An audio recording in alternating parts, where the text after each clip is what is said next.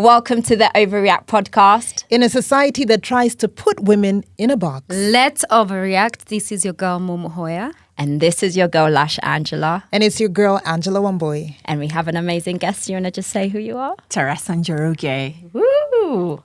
And we're so excited to be back. Yes, perhaps you have been overreacting with us since we came back. And we said this is not just your usual comeback. It's a revolution. We are telling stories of women and who are changing, spaces, who are changing the narrative and the status quo. You might have caught Teresa Njoroge from Elite Women. We hosted the amazing co-founder of Elite Women.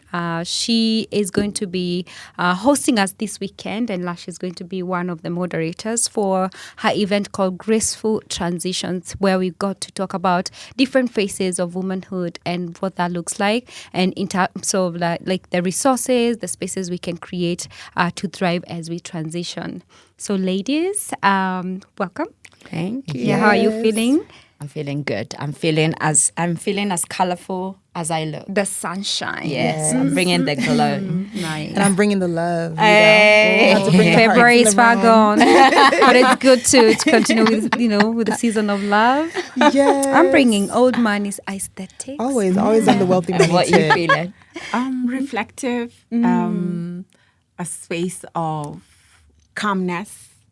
We've just wrapped up Q1, and so what's next? Yeah. As we zero into close towards media. So reflective. It feels wild. Girl, Oh my god!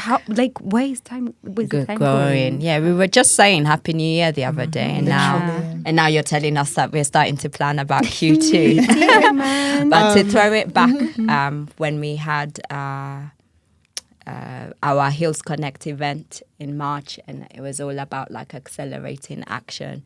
And we had, for those who hadn't attended or even don't know what I'm talking about, so Sister Speaks Global has events called Hills Connect, and we usually feature different women. And in March, we wanted to celebrate women change makers, accelerating action, and Teresa Njoroge was one of them. So I'm really happy because we've been wanting to have you here on the podcast. So I want to give you this opportunity to maybe, for those who don't know who you are, and if you don't know who she is, you're living under a rock. Powerhouse. Tell us who you are, and also your journey about Clean Start Africa. So you're the CEO and founder of Clean Start Africa. Indeed. Thank you so very much for having me. It was such an incredible event with Sister Speaks Global. I loved how you were intentional with setting the tone and pace for International Women's Month. Like we kicked off International Women's Month with such a phenomenal event where we had incredible speakers and women gathered around, and it was just phenomenal conversations. And I feel like I got my spark during that event, and I've been on the go since that particular event. So keep up the amazing work that you do. I'm Teresa Njoroge, founder, CEO, Clean Start Africa. It's an organization that works to empower women, girls, and children who have been justice impacted. And we go around correctional institutions in the country, empowering these women, girls, and children. That's where we begin our journey. But most importantly, we continue journeying with them post-incarceration to support them to rebuild their lives and continue thriving in society. But while that is one arm of what we do, we're also very keen on systemic change. And reason being, 70% of these women, girls, and children are behind bars due to poverty-related cases. So it's very heartbreaking to know that we have criminalized poverty, because poverty should not be the reason why someone is ending up behind bars, because poverty is not a crime. Yes. It's a circumstance. It's the circumstance. It's a social economic circumstance. So they're trying to fend for themselves, and especially the children, so innocent, not their crime, yet their sentence. We truly need to be a little bit more sensitive, and therefore Clean Start advocates for deletion of laws in our Petty Offences Act within our penal code.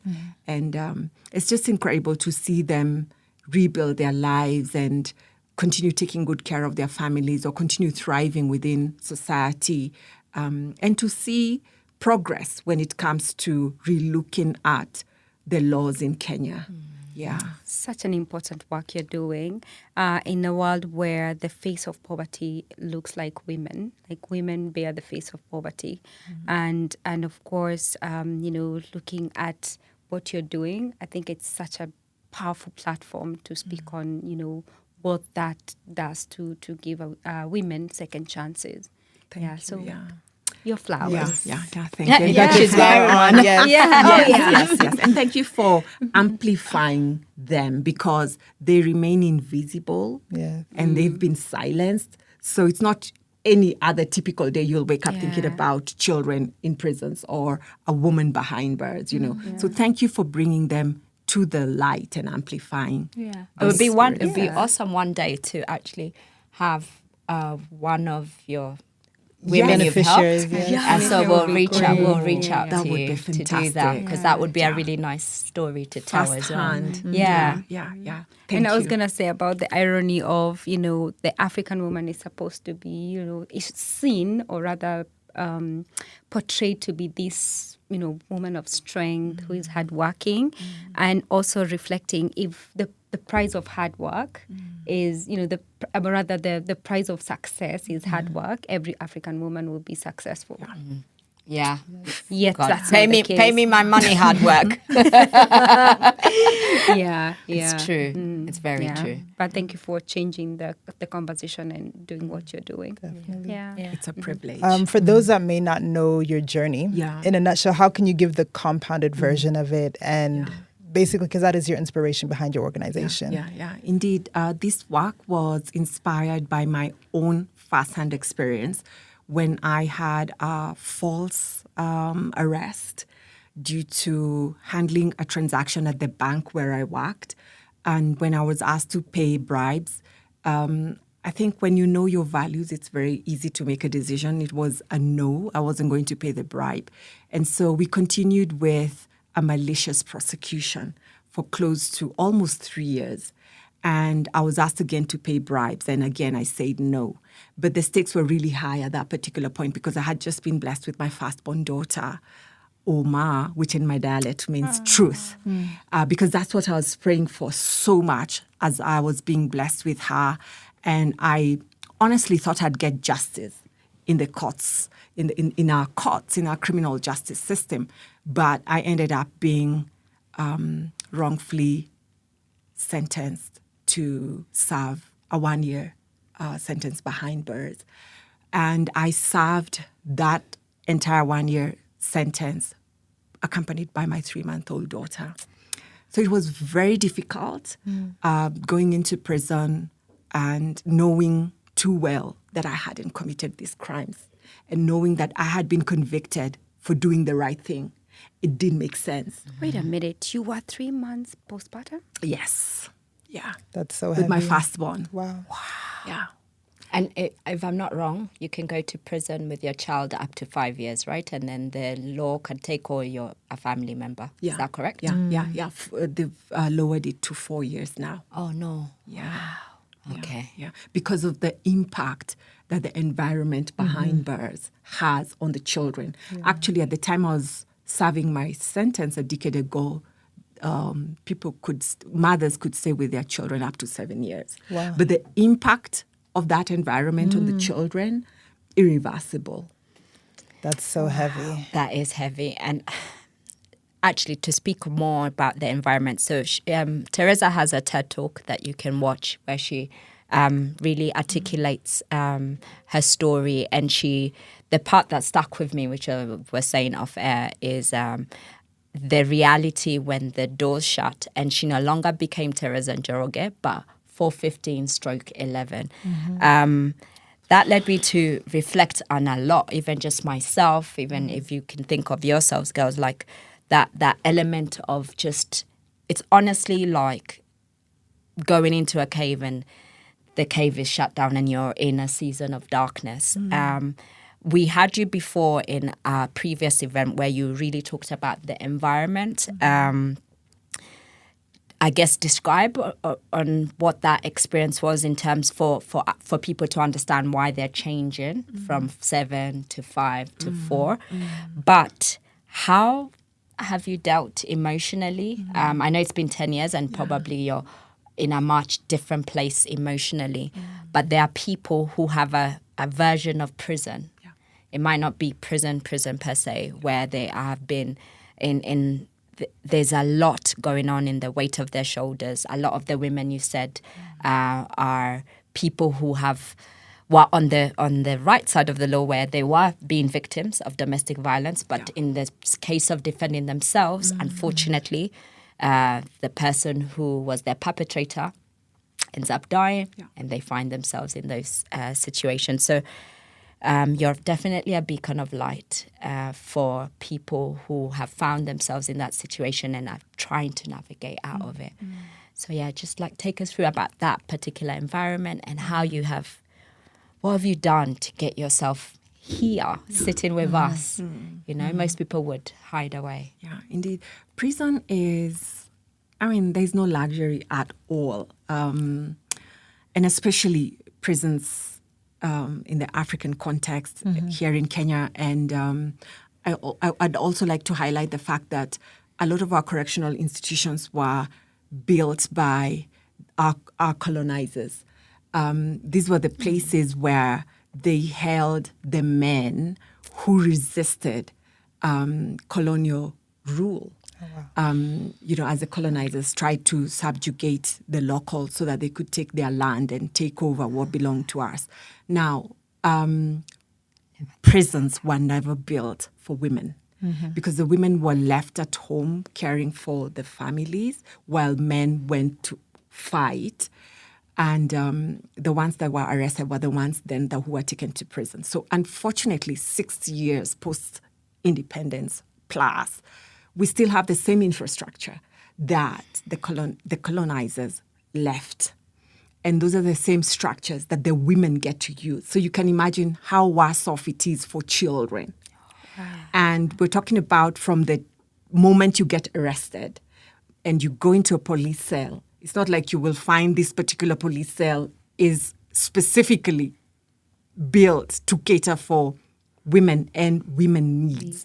Yes. And that journey begins from that moment throughout the judiciary as you go through your prosecution and your case all the way to prison.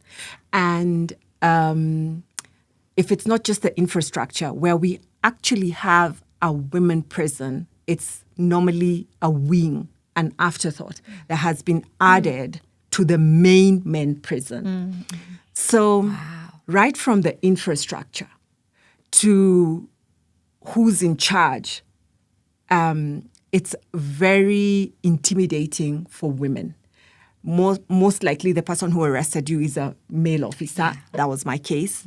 Most often the prosecutor will be a man. The judge will be a man. And then the people escorting you in the Kenya prisons bus as you go to prison, they've got guns. So it's very intimidating. It's a very intimidating setup for women. But having said that, the prison setup itself, other than the shame, because it's a very criminalized space and the kind of rehabilitation that happens is very punitive. Unfortunately, it's still that style that the colonizer had. So, for example, if I want to take a count and the count happens like 7 to 10 times a day, you've got to squat. It's very demeaning. There are no plates, no spoons, to the kind of food itself that you're taking. And all this, nothing has been put into account the children accompanying the mothers. So to lack of essentials, i.e. running water, toilets, and, the things that give you dignity and esteem. It's one thing that your freedom is gone. It's another, the kind of an environment, the language, the food. Like, it's literally built to break you. Wow. Yeah. And as you said, very unfortunate that a lot of these people, and it's not a number we're guessing. We have done research, so we've got the data, and other organizations have done research as well. 70% of those incarcerated are in due to poverty-related cases.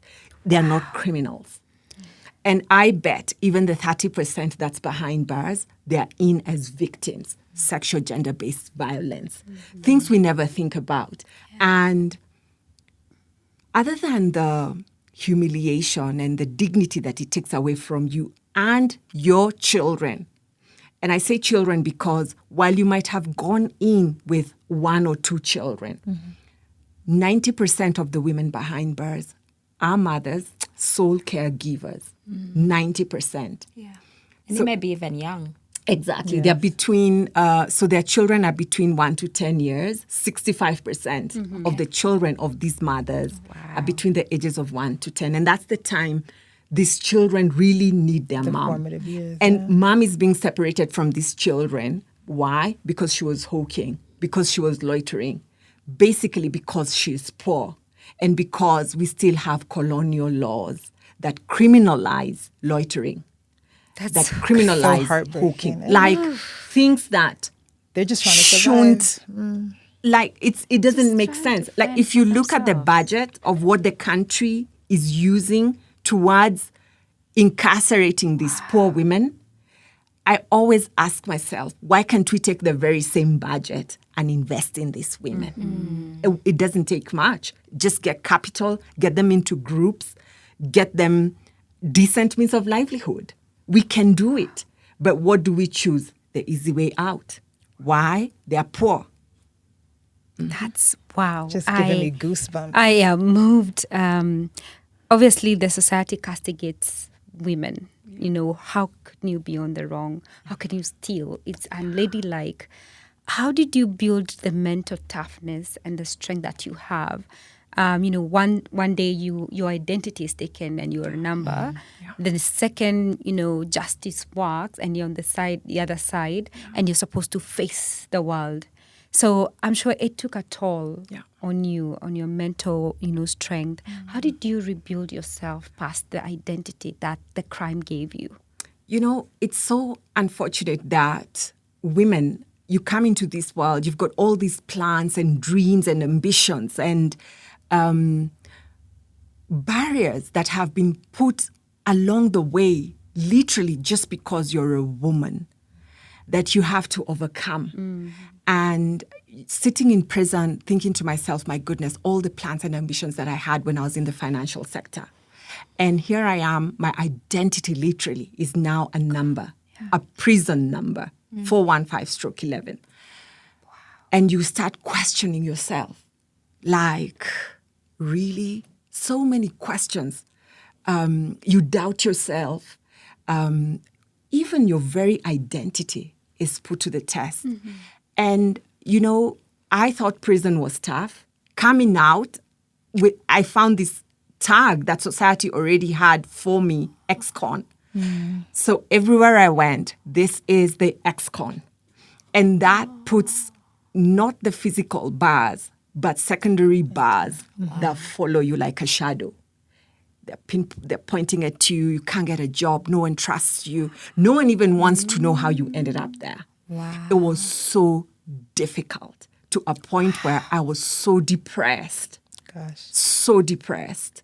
Were it not for my family, I wouldn't have been able to overcome the depression. But my family was so supportive because when people love on you, understand and empathize with what you're going through, you might not have been through the situation, but you're empathizing.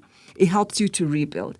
But you see, it was the experience of finding support that made me empathize more with the women that I had met. Because day one of leaving prison, no one's waiting for you at the gate. You do not even have transport to leave the prison to get to the city. You have absolutely nothing. No one. No house, no food, no clothing. So the first question is, where do you even begin to look for your children? Where do you begin in life? Where do you begin? And especially if they've been taken by the state? Yeah. Wow. And by the time you reunite with your children are so traumatized, so angry. Mom, where did you go? No goodbye. You haven't been in touch. Do you know what we've been through? They don't even want to see you. Wow. And you're reuniting with them, you don't even have anywhere to take them. And the society, no one wants to come anywhere near you. So you're being pushed farther and farther and farther away, not because you're a criminal, but because of your social economic status. And the system is even making it worse. The very system that's meant to offer support for you to build yourself up. So difficult as it was for me to rebuild, at least I had family support. Okay. And then the empathy for the millions, because I think the percentage is at 12.5 million Kenyans live below the poverty line. That's crazy. That's under $1 a day, right? It's about 5,000 Kenya shillings per month in the rural setting, and it's 8,000 Kenya shillings a month in the urban setting. And the women we work with earn between $1 to $3 a day at the point of arrest. Wow, that is so mind-blowing to actually hear it in numbers and you personifying what these women are going through, what they're earning, and how they're just trying. Yeah. But we're punishing them just for trying, just for surviving. We just got to take a breath. That was a lot. So just taking it back during our women's brunch, our Women's Day brunch, you were very open and honest about the biases that you believe found you in prison. If you could rewind and go back to 2009 and see the younger version of Teresa, you've just been arrested. You're fighting for your life. You're fighting for your reputation. Someone has tried to bribe you, you know. And through it all, with all the odds against you, finally, you do get out of prison, but you still have to navigate life, and there's so many challenges. If you could look back at the 2009 version of yourself, what would you tell her? To look at people, wherever it is that I meet them, from where I'm meeting them at, and not meet them with a preconceived bias and lens. And the reason why I say that is because when I met the women in prison, I was too harsh on them and myself. I didn't want them anywhere near me or my daughter. And that's because I had already preconceived, I had this bias lens that I wore coming into prison that these are criminals. These are the lazy women who don't work hard. And that's why they are in prison. Only to come and find out later that the statistics that I keep reading about, people who live below the poverty line, are people. It's not a statistic. It's a reality. These are people. And you know them. And I know them.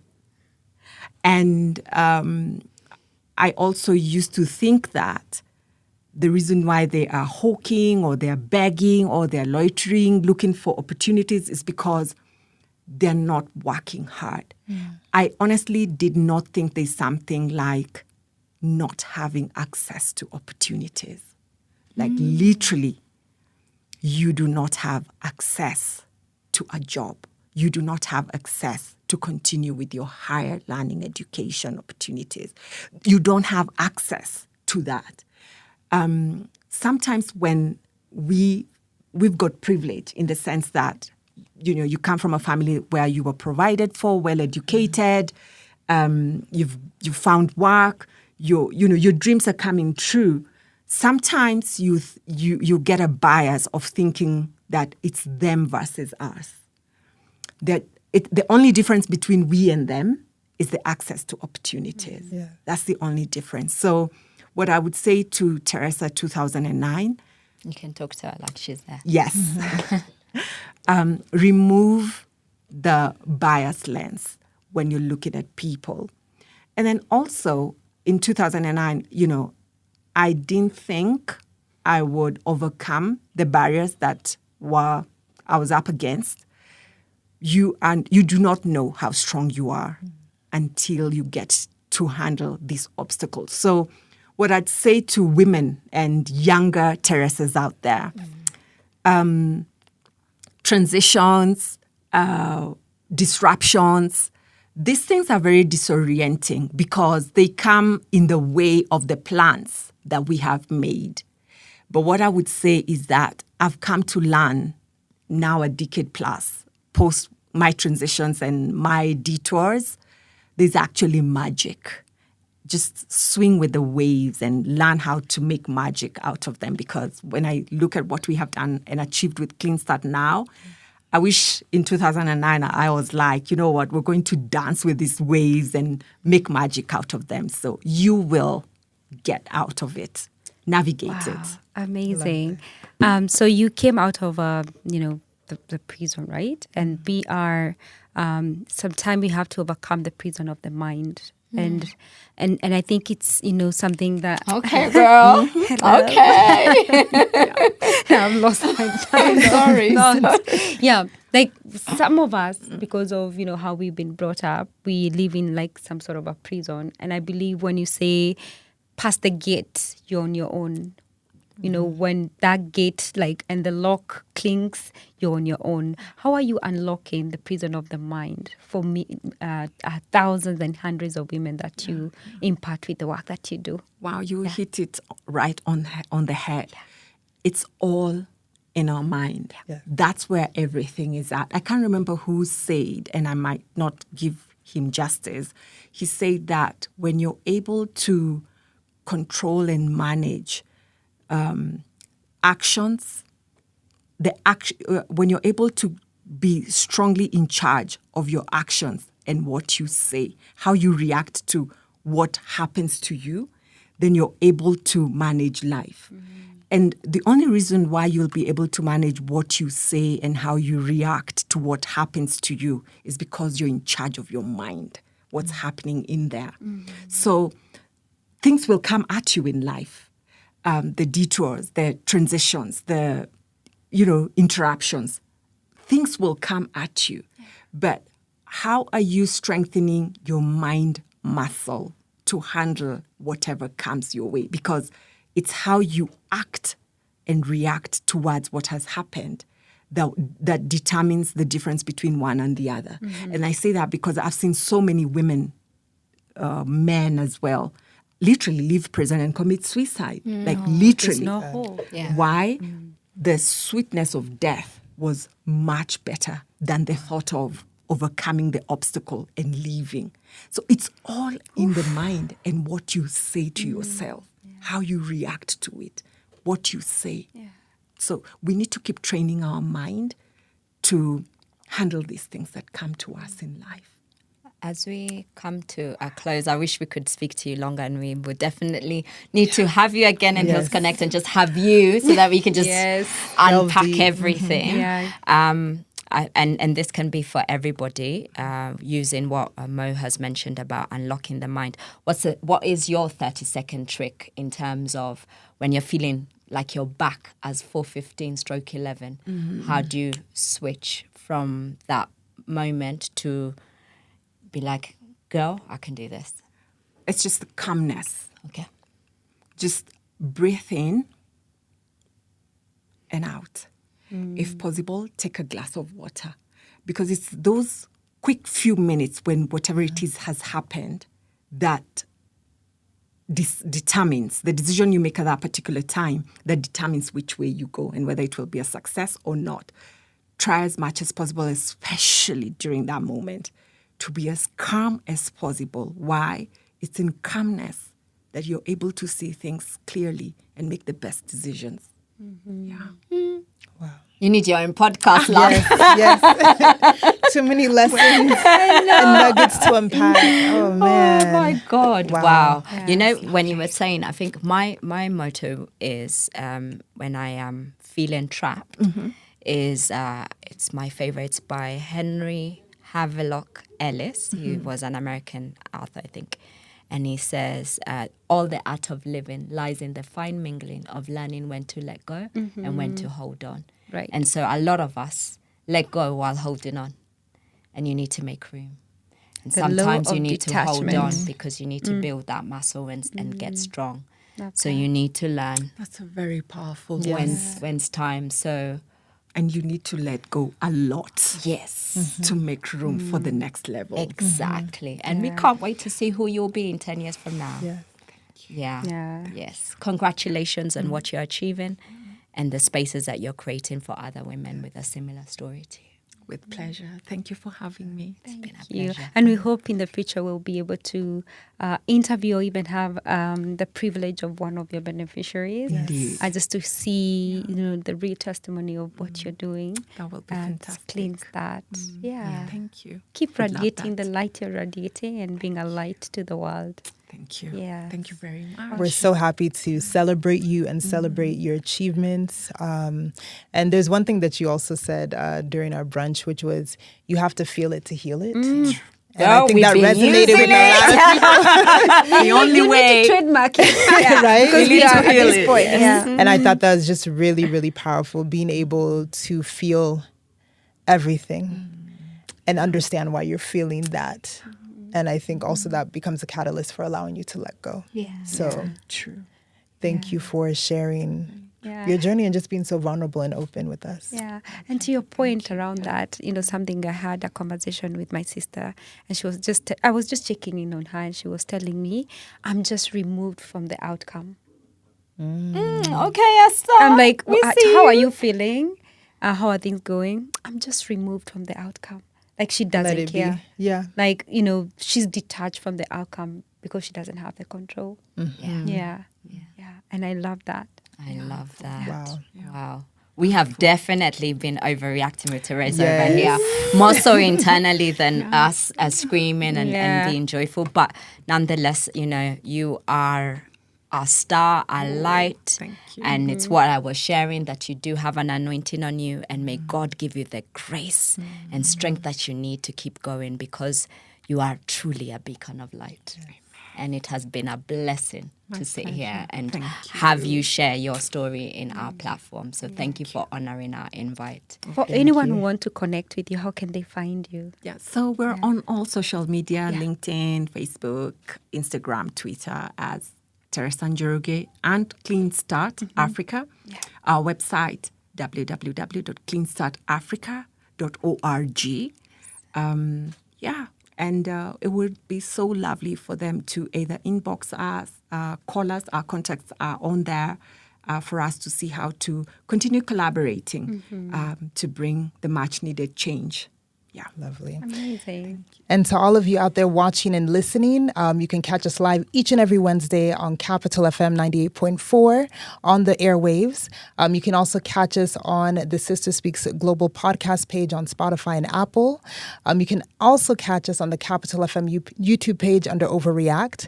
And make sure that you follow us across all our social media platforms at Sister Speaks 254 and also Capital FM Kenya. And of course, OVAReact podcast page on Instagram to keep up to date with everything that's happening around. Yeah. And just to keep drumming it in, we said we're coming bigger, bolder, and better. Yes. It's a revolution, baby. Girls, Yes. let's Overreact.